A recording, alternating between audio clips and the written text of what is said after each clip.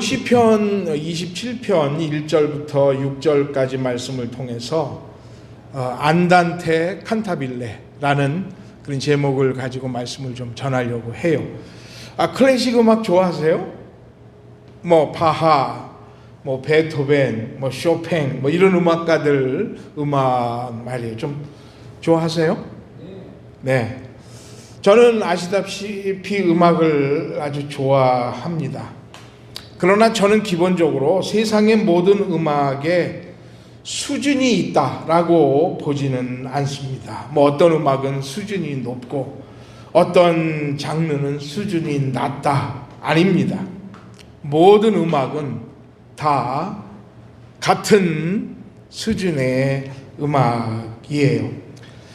그리고 또 모든 음악은 다 이렇게 체인처럼 연결이 돼 있어요.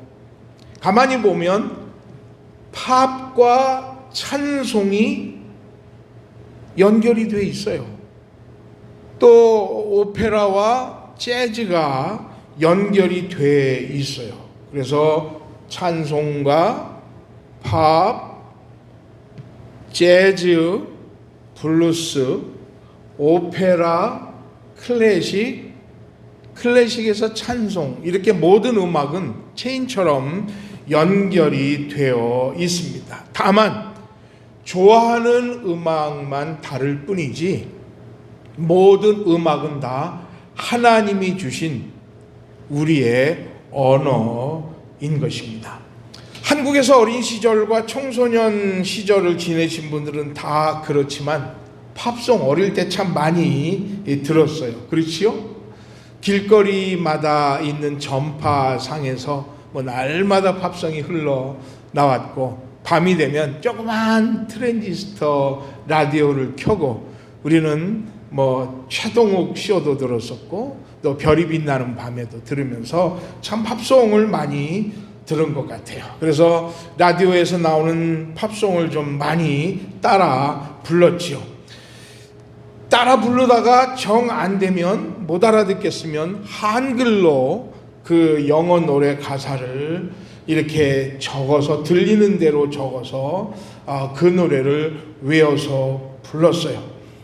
우리는 팝송처럼 불렀는데 나중에 중고등학교에 들어가서 영어를 배우고 들어봤더니 우리가 한글로 적어서 불렀던 노래는 영 엉망이더라고요. 그런데 그렇게 음악을 듣기를 좋아하고 그렇게 음악을 사랑하게 됐어요.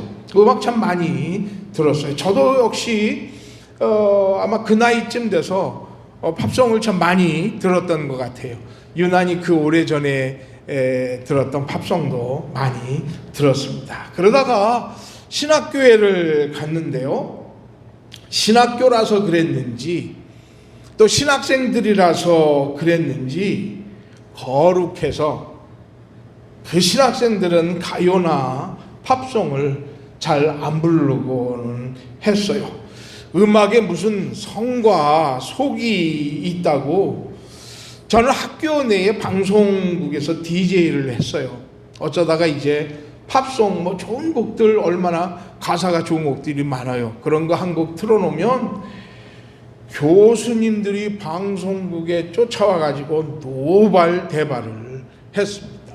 어떻게 신학교에서 이런 팝송을 트느냐고 교수님들이 막 쫓아와가지고 방송국에다가 막 노발대발 화도 내시고 막 그러셨었어요. 그래서 저는 이제 그 김에 신학교에서 음악을 틀고 했던 그 김에 클래식에 입문하게 됐어요. 베토벤도 열심히 들었고 바하도 들어가면서 서서히 음악을 좋아하고 음악 애호가가 됐죠. 저는 오늘 설교에서 음악 얘기도 좀 해보려고 해요. 왜냐하면 우리가 시편을 말씀으로 나누고 있잖아요. 그런데 시편 각 편 앞장에 보면 나오는 게 있었죠. 그건 뭐라 그랬죠? 표제어 나오잖아요. 그렇지요? 이 시편이 어떤 상황에서 지어졌는가 하는 것도 나오기도 하고, 또 이 시편은 어떤 악기와 함께 연주를 해라 하는 그런 악상 기호가 나와요. 예를 들자면 시편 6편은 기억나실 거예요. 현악 8번째 줄에 맞춘 노래라는 악상 기호가 나와요. 그렇지요. 아주 낮은 곡조에 현악 줄에 맞추어서 부르는 감정, 그 감정을 가지고 연주를 하라는 거예요. 그러니까 악상기호라고 하는 것은 음악적인 감정을 표현을 할 때에 이런 방법으로 연주를 하고 이런 감정으로 표현을 해라 하는 것이 악상기호예요. 시편 22편을 우리가 말씀으로 나눌 때 그 악상기호에 뭐라고 나왔느냐면 아이엘렛 샤할이라고 하는 악상기호가 있었어요. 기억나세요? 아이엘렛 샤할. 이게 뭐냐면 아침의 암사슴의 곡조라는 그런 뜻이에요. 아침에 나온 암사슴을 생각하는 곡조라는 거거든요. 그런 감성, 그런 감정에 맞추어서 이 곡을 불러라 라고 하는 악상기호예요. 그러니까 이 악상기호라고 하는 것은 어떤 연주자들이 어떤 작곡가의 곡을 대할 때에 작곡가가 작곡을 하면서 의도한 감정, 연주 방법을 지시하는 게 악상기호예요. 그러니까 명연주는 뭐냐? 작곡가가 의도한 감정을 오케스트라와 연주자 그리고 지휘자가 멋진 하모니를 표현할 때 그거를 명연주라고 하는 거예요. 그래서 그 명연주를 들을 때에 관중들이 어떻게 해요? 박수 갈채를 보내잖아요. 저는 오늘 본문 말씀을 준비하면서 하나님께서 우리의 삶을 사는 우리들에게도 삶의 악상기호를 주셨다라고 하는 것을 깨닫게 됐어요. 우리는 하나님의 작품이잖아요.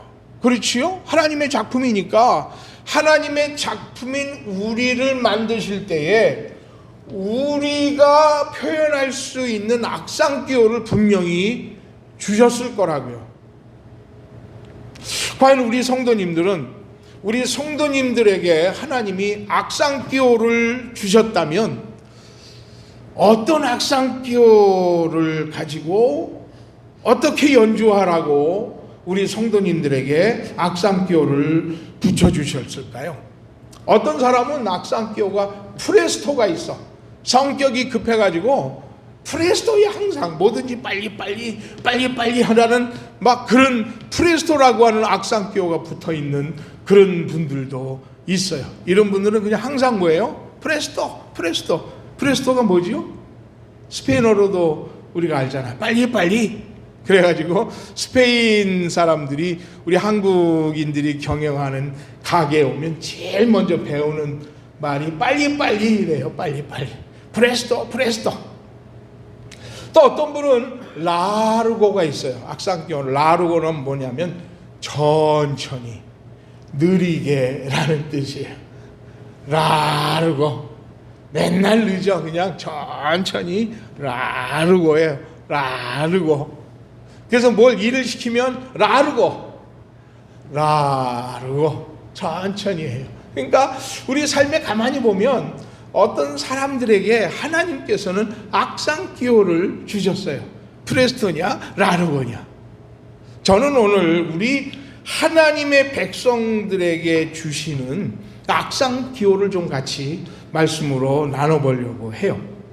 첫 번째, 오늘 말씀에 보면 다윗은 자기의 삶을 태연하게 산다라고 말하고 있어요.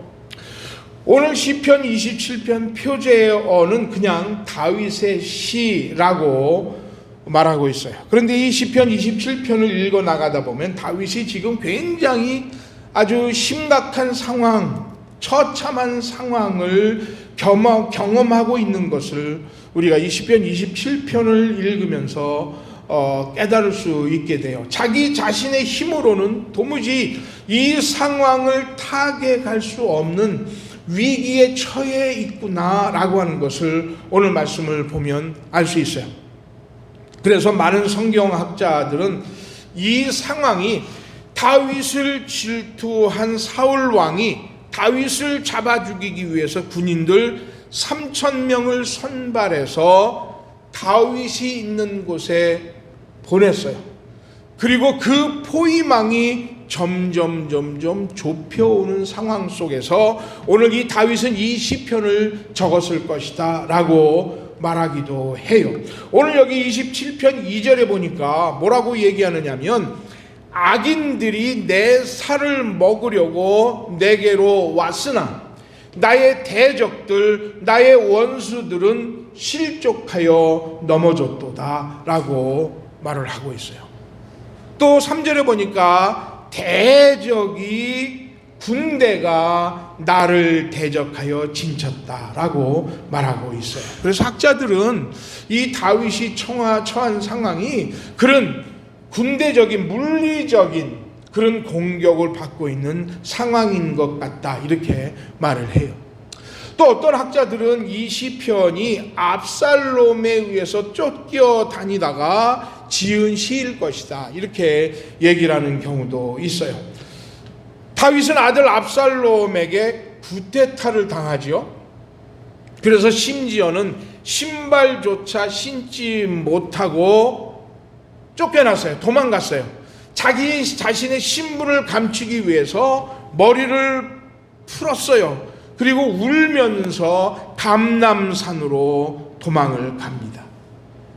그 상황 속에서 이 다윗은 이 시편을 적었을 것이다 라고 말해요. 분명한 것은 처절하고 고통스러운 순간이었어요. 다윗의 인생 가운데서 가장 큰 위기를 만나는 그런 순간이었어요. 그런데 오늘 다윗은 시편 27편 1절에 이렇게 말하고 있어요.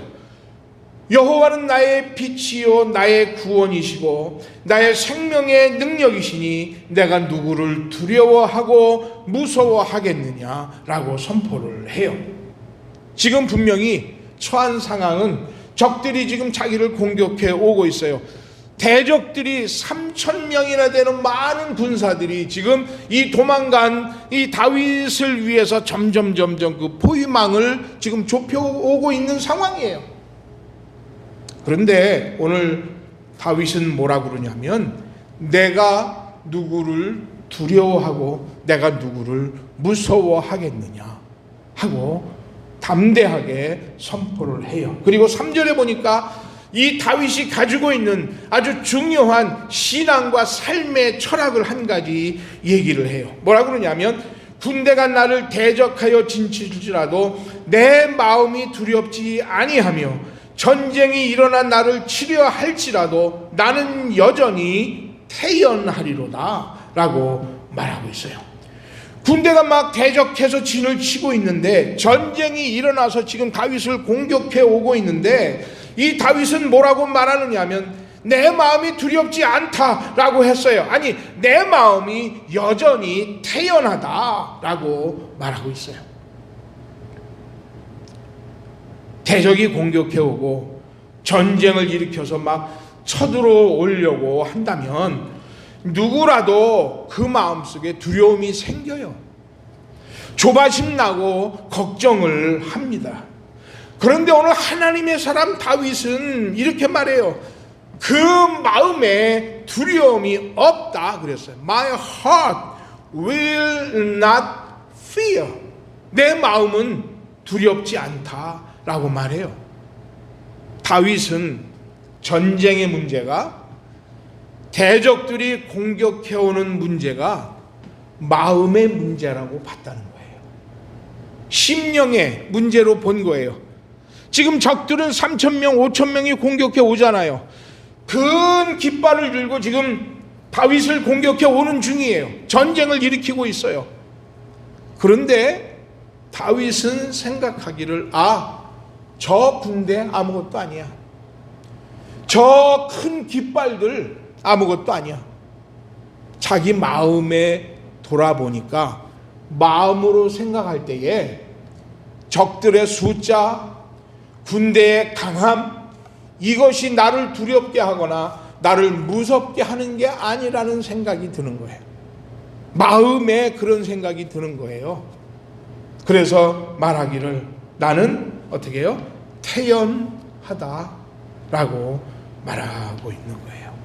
마음이 어떤 마음을 가졌느냐에 따라서 사실은 우리가 당하는 여러 가지 어려운 일들, 힘든 일들, 처참한 일들을 우리가 볼 수 있어요. 다윗은 하나님이 빛이라고 얘기했어요. 생명의 능력이라고 얘기를 했어요. 하나님이 빛이니까 어둠의 세력들, 어둠의 주관자들이 공격해 오지만 하나님이 빛이니까 그 빛을 비추면 어둠의 주관자들, 공격해 오는 그 어둠의 세력들은 금방 없어질 것이라고 분명히 마음속에 생각을 하고 있었어요.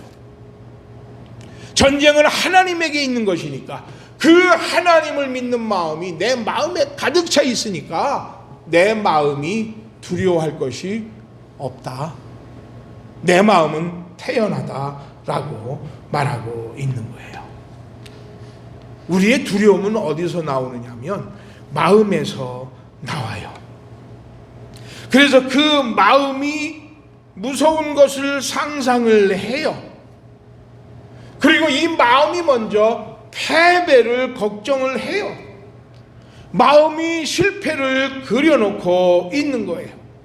마음에 실패의 자화상이 새겨지니까 그 인생은 반드시 뭐 하게 됐어요? 실패하게 되어 있는 거예요.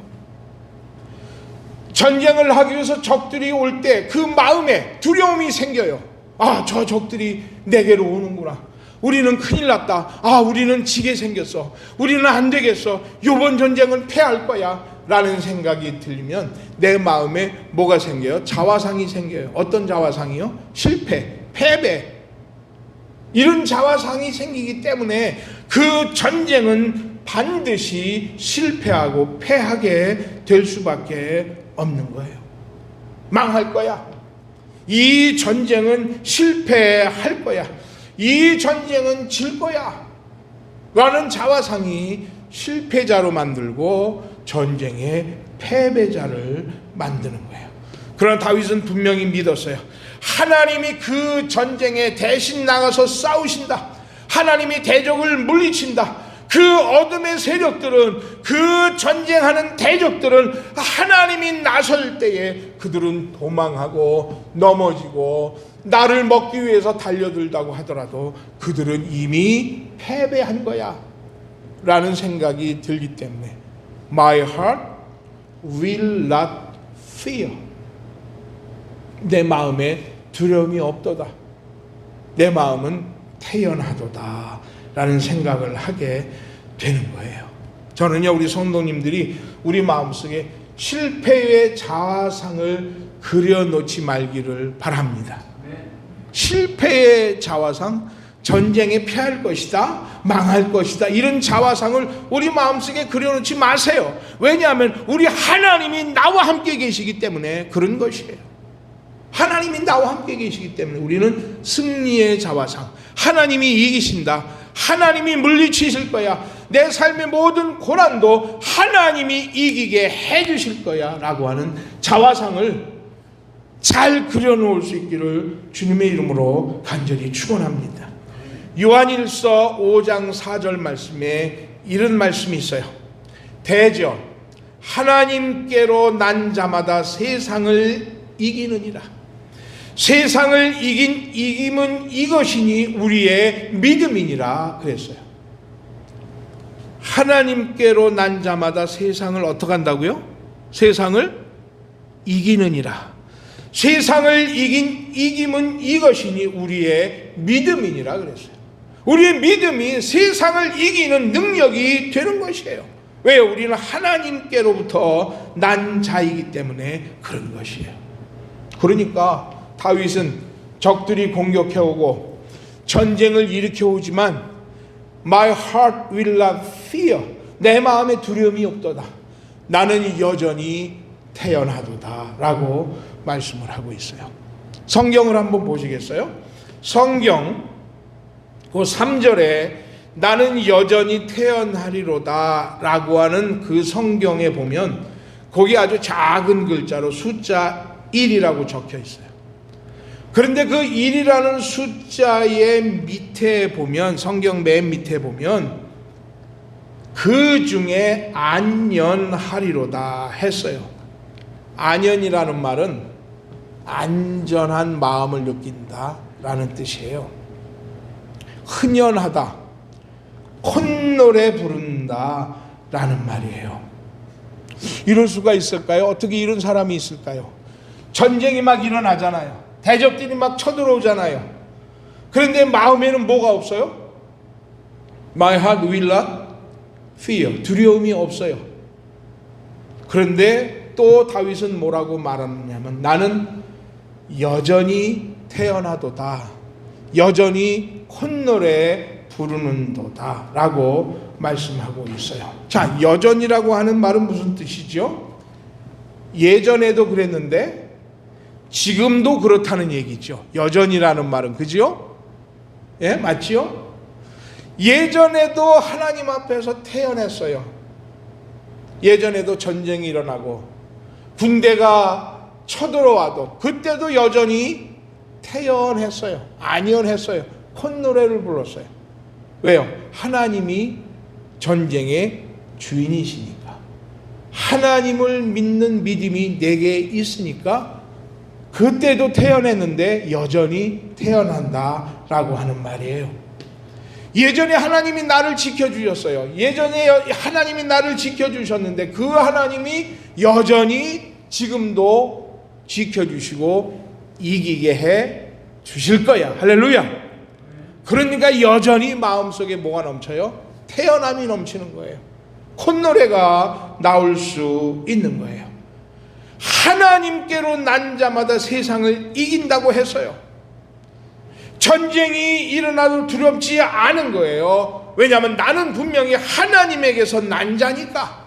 하나님이 이기셨으니까 대적이 날 에워싸도 태어난 거예요. 안연한 거예요. 콧노래를 부를 수 있는 거예요.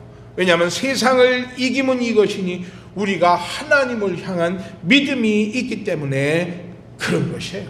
그러므로 우리 성도님들은 여러 가지 힘들고 어려운 일을 당했을 때에 우리는 기억해야 돼요. 예전에 내가 어려웠을 때도 그때 하나님이 이기게 해주셨어. 그러니까 지금 어려운 일을 당해도 여전히 이기게 해 주실 거야. 할렐루야. 여전히 이기게 해 주시는 거예요. 예전에 하나님이 날 사랑하셨으니까 지금도 날 여전히 사랑하시는 거예요. 할렐루야. 그러니까 예전에도 콧노래를 불렀는데 지금도 여전히 콧노래를 부를 수 있는 거예요. 어떤 성도들은 좀 어려운 일이 생기면 막 야단을 법석을 떨잖아요. 이거 어떻게 하면 좋아, 어떻게 하면 좋아, 어떻게 하면 좋아, 어떻게 하면 좋아. 예전에 은혜 받았을 때는 그렇게 할렐루야 찬양하고 그러더니 지금 어렵다고 또 막 법석을 떨고 막 뒤집었다 짜짜졌다 막 그래요. 기억하십시다. 하나님은 여전히 날 사랑하십니다. 믿으십니까? 그 하나님은 여전히 지금도 날 사랑하세요. 예전에 나를 어려운 가운데 건져주신 하나님, 내게 축복을 주신 하나님이시라면 지금 고통과 어려움 속에 있지만 지금도 여전히 날 사랑하세요. 그러니까 지금 어렵다고 엎어졌다 자쳐졌다 할 필요가 없어요. 믿음으로 뭘 다스려요? 마음을 다스리는 거예요. 세상을 이기는 것은 이것이 믿음이니라 했어요. 이 하나님에 대한 믿음을 가질 때 우리는 이길 수 있습니다. 지금 당한 어려움, 지금 우리의 삶에 공격해오는 여러 가지 어려움들을 이길 수가 있어요. 그러니까 어떻게 해요? 콧노래 부를 수 있는 거예요. 하나님 앞에 맡기는 거예요. 하나님 앞에 맡기고 하나님의 능력을 기다리는 거예요. 바로 그 기다림은 아무것도 안 하는 것 같지만 그러나 그 기다림은 가장 큰 능력인 것입니다. 하나님이 역사하세요. 바로 이게 우리 크리스찬들이 가지는 악상 기호인 거예요. 음악 얘기를 좀 해볼까요? 클래식을 이제 좀 입문하게 됐잖아요. 그런데 클래식 음악을 입문하게 되면 외울 게 너무 많아요. 외울 게 많아요. 첫 번째로는 작곡가를 외워야 돼요. 작곡가를. 그 곡을 작곡한 작곡가의 이름을 1600년대 바로크 음악부터 현대 음악까지 수십 명, 수백 명의 이름을 다 외워야 돼요. 바하, 핸델, 하이든, 모차르트, 베토벤, 멘델스존, 슈베르트, 쇼팽, 라흐마니노프, 차이코프스키 등등등 작곡가들이 얼마나 많은지 몰라요. 그러니까 작곡가 이름을 외워야 돼요. 거기다가 그 곡을 또 연주하는 연주자들의 이름을 외워야 돼요. 그래서 어떤 데는 이 이름이 작곡가인지 연주자인지 이게 헷갈릴 때가 있어요. 또 작곡가가 작곡한 음악 형식을 또 외워야 되잖아요. 교향곡, 심포니, 그죠? 그 다음에 또 협주곡, 콘체르토, 소나타, 왈츠, 마치, 폴로네이즘 이런 것들이 얼마나 작품 속에 많은지 몰라요. 피아노 협주곡도 보통 어떤 작곡가는 하나 있는 게 있고 어떤 작곡가는 2개 있는 게 있는데 베토벤 같은 경우는 또 5개가 있고 모차르트는 또 피아노 협주곡이 27개예요. 그걸 또 듣고 구별해서 알 수 있는 것도 참 힘들고 어려워요. 거기다가 또 악기는 뭐가 그렇게 많아요. 바이올린, 첼로, 또 콘트라베이스, 또 혼, 또 클라리넷, 악기를 외우는 것도 또 힘들고 그래요. 거기다가 세계적으로 유명한 오케스트라는 얼마나 많은지 몰라요. 베를린 심포니, 베를린 필모 똑같은 것 같은데 다 다르다고요. 거기다가 그 오케스트라를 지휘하는 지휘자의 이름은 또 얼마나 많은지. 그러니까 이런 것 같은 거예요. 요한네스 브람스가 작곡한 피아노 협주곡, 피아노는 블라디미르 아스케나지가 연주를 하고 베르나르드 하이팅크가 지휘하는 암스테르담 콘서트 헤버 오케스트라의 연주예요. 제가 했던 말이 무슨 말씀인지 아시겠어요? 누가 작곡하고 누가 피아니스트고 누가 지휘자인지 혹시 아시겠어요? 이걸 다 외고 다 기억해야 되니까 마치 클래식 음악을 좋아하는 과정으로 보면 마치 계곡 속으로 빠져들어가는 것 같아요. 거기다가 같은 곡을 연주하는 연주자가 수십 명이나 되는 거예요. 바이올린을 친다면 바이올린은 연주하는 연주자들의 톤이 달라요. 그래서 한참 음악을 좋아할 때는 어떤 바이올린 연주곡이 나오면 이건 누가 연주하는 거다 라고는 알 수 있을 정도가 됐어요.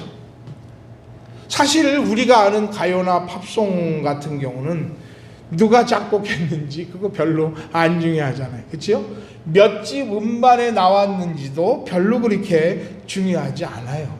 그냥 조용필의 돌아와요 부산항에, 또 엘비스 프레슬리의 Love Me Tender, 그 정도만 알면 되잖아요. 그런데 누가 작곡한 엘비스 프레슬리의 몇 집 중에서 몇 번째 곡 Love Me Tender입니다. 우리 그렇게 안 하잖아요. 근데 클래식은 그렇게 연주를 합니다. 그런데 또 어려운 부분이 또 하나 있어요. 그게 뭐냐면 악상 기호예요.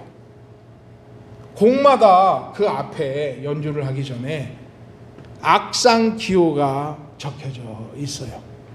그래서 각 악장마다 악상 기호가 붙은 경우가 있고 그 곡마다 악상 기호를 붙여놔요. 뭐 스페인시를 좀 하시는 분들은 악상 기호가 조금 귀에 익으실 거예요.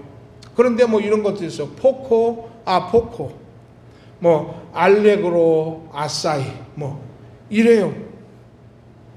우리가 시편을 공부를 하고 있고 말씀을 나누고 있지만 시편에도 악상 기호가 나오잖아요. 그래서 아까 말했던 대로 아엘레 샤할에 맞춘 곡조 이런 게 나오니까 그 곡이 어떤 성격이라는 것을 알고 그 말씀을 해석하고 또 말씀을 우리 마음속에 받아들일 수가 있잖아요. 이렇게 여러 악상 기호들이 있어요. 이렇게 한 곡 한 곡 듣다가 보니까 이제 음악을 좋아하게 됐고 취미가 뭐냐 물으면 그냥 음악 감상이다 이렇게 얘기할 정도는 됐어요. 그런데 그렇게 많은 악상 기호 중에서 가장 아름답고 마음에 드는 악상 기호가 있어요. 그게 뭐냐면 오늘 설교 제목인 안단테 칸타빌레라는 그런 악상 기호예요. 안단테라고 하는 말은 산보하는 정도의 빠르기로 연주하라는 뜻이에요. 안단테라고 하는 말이. 그러니까 산책할 때 우리가 막 빨리 산책하지 않죠. 그죠? 그냥 어느 정도 마음의 여유를 갖고 그저 한 발 한 발 움직이면서 콧노래도 부르면서 이렇게 걸음걸이를 해요.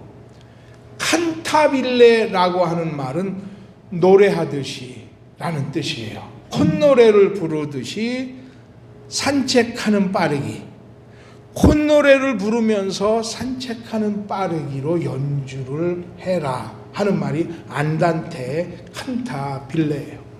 봄이면 주변에 꽃들도 좀 보고 해찰거리면서 콧노래도 한번 이곡저곡 부르면서 천천히 자연을 구경하면서 걷는 거예요. 어떤 면에서는 여유가 있고 또 여유로운 삶을 생각하면서 걷는 걸음, 이게 안단테 칸타빌레예요. 자, 오늘 제가 음악 얘기를 왜 이렇게 길게 드리냐 하면 오늘 시편, 오늘 27편에서 다윗은 우리 하나님의 백성들에게 가져야 될 악상 기호가 있다면 무엇일까? 안단테 칸타빌레라는 거예요. 전쟁이 와도 대적이 진칠지라도 나는 어떻게 한다고요? 두려움이 없이 뭐를 느낀다고요? 여전히 태연하다 그랬잖아요. 그렇지요? 또 다른 버전에 보면 안연하다라고 했어요. 안연하다라고 하는 뜻이 뭐냐면은 콧노래를 부르듯 한다라는 말이에요. 그러니까 세상에 어려운 일도 많고 위험한 일도 많고 또 닥치는 여러 가지 공격들이 우리에게 있지만 하나님을 믿는 우리들, 하나님에게서 난 자들이 세상을 이긴다고 했으니까, 그 믿음을 가지고 세상을 이긴다고 했으니까 그런 공격이 들어와도 그런 여러 가지 환란이 와도 어떻게 해요? 나는 여전히 뭐 한다고요? 태연하다고요. 안연하다고요. 콧노래를 부를 수 있다고요. 바로 그게 안단테 칸타빌레예요. 오늘 다윗은 오늘날 우리에게 음악 기호가 없었지만, 이런 기호가 없었지만 그는 분명히 말해요. 나는 태연하다. 나는 지금도 태연하게 살아가고 있다. 전쟁이 오지만 대적들이 나를 치려고 일어나지만 내 마음에는 두려움이 없다. 오히려 나는 여전히 태연하다, 안연하다가 콧노래를 부를 수 있다라고 말하고 있는 거예요. 오늘 이 모습을 가장 잘 보여줬던 성경 구절이 시편 23편에 나와요. 하나님이 나를 이끄신다 그랬어요. 하나님은 나의 목자시니 내가 부족함이 없으리로다. 나를 푸른 초장에 누이시며 쉴 만한 물가로 인도하시는도다. 그리고 대적 앞에서 하나님은 내게 상을 베푸신다 했어요. 상은 뭐라 그랬죠? 밥상이라 그랬어요. 그죠? 한 끼의 식사예요. 원수들이 지금 주변에 날 이렇게 삥 둘러싸고 보고 있어요. 그런데 나는 하나님이 베풀어 주신 밥상을 거기서 지금 먹고 있다고요. 웬만해서는 그 대적들이 쳐다보고 있는 앞에서 밥을 먹지 못할 거예요. 막 숟갈을 뜨면서 덜덜덜덜덜 무서워서 숟가락을 뜨고 입으로 집어넣지도 못할 거라고요. 그런데 한 가지 우리가 기억할 것이 있어요. 그게 뭐냐면 이 식탁 앞에서 내가 밥을 먹을 때에 나를 둘러싼 원수들은 패배한 대적들이에요. 하나님에게 무릎을 꿇은 원수들이라고요. 패배자들이에요. 하나님 앞에서 무릎을 꿇고 완전히 멸절한 패배자들이라고요. 전쟁 포로들이에요. 나는 그 하나님의 아들이에요. 하나님께서 난 자예요. 그렇다면 그 패배한 대적들 앞에서 내 앞에 놓여 있는 밥상을 먹을 수 있겠습니까? 없겠습니까? 먹을 수 있겠어요? 없겠어요? 먹을 수 있지요. 아이 자식들 어디서 저렇게 졌을까? 한 숟갈 먹고 깍두기도 집어넣고, 예? 아니면 스테이크라고 하면 싹 하면서 포크로 하나 찍어 먹으면서 여유 있게 그 적들 앞에서 그 한 끼 밥상을 먹을 수 있다고요. 우리는 태어날 수 있는 거예요. 안연한 거예요. 콧노래를 부를 수 있는 거예요. 원수들 앞에서 우리는 여유 있는 한 끼 식사를 즐기는 거예요. 저는요, 우리 성도들이 삶을 살 때에 이런 태연함이 넘치는 삶을 살 수 있기를 주님의 이름으로 간절히 축원합니다. 너무 빡빡하게 살지 마시기를 바래요. 너무 성급하게 살지 말기를 바래요. 프레스토 프레스토 faster faster 더 빨리 더 많이 더 빨리 더 빨리 아니라 우리가 하나님 앞에서 구원받은 우리들, 우리 삶에 당하는 일들, 곤란하고 힘들고 위험한 일들이지만 하나님이 그 일들을 내 삶에서 이기게 해주셨고 하나님이 그 대적들을 물리쳐 주셨으니까 어떻게 우리는요? 안단테 거기다가 또 뭐 있으면 좋겠어요? 안단테 칸타빌레.